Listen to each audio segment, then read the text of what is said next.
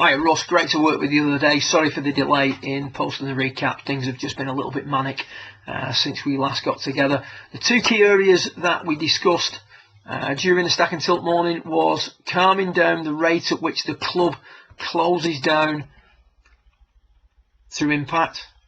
Line of compression moving too much to the left. Club face very wrapped over.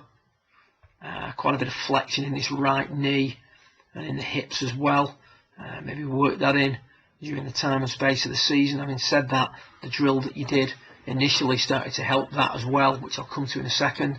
So calming down the rate of closure and the shifting of the swing to the left, and then also to tighten up this release point so that the shoulders don't tilt as much, particularly the right shoulder tilting down, chest facing backwards, left arm not far enough forward, release point too far back.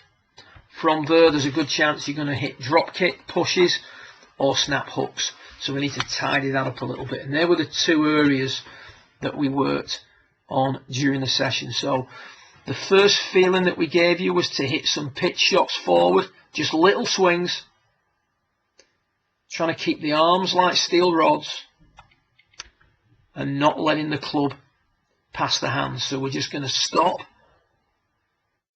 at P8 when the shaft's parallel with the ground. We'd like, because of what we're doing, P8 is going to happen very, very late. So you can see how the shaft is only parallel to the ground when it gets to about chest height, as opposed to below the level of your belt. I'm just going to take this back a little bit further so that the hands are in the same sort of position.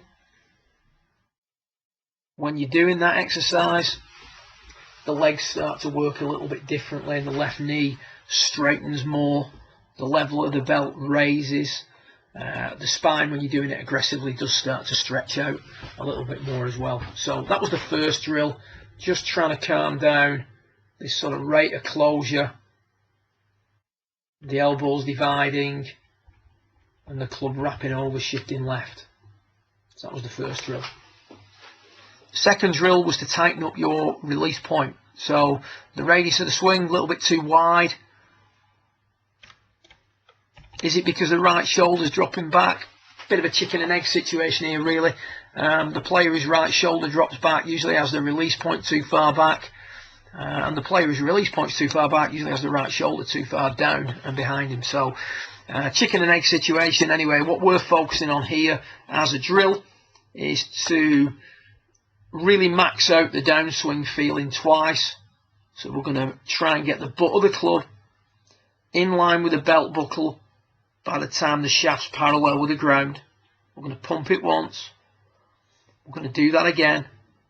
You can see the complete change in the angle of the head, the neck, the shoulder, more importantly the release points back, more maintenance of the angles in the wrists as well.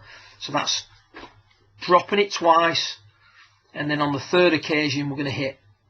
And as we hit the shot, you can see that whilst it's not quite as tight as the drill, the shoulder is not down as much, the left arm is accelerated more, there's more angle in the wrists, more importantly the release point is further forward.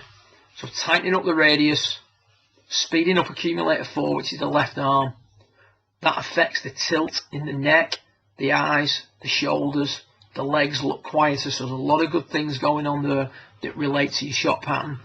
And then from there, trying to feel like the arms are like steel rods, so we're hitting out at it for longer.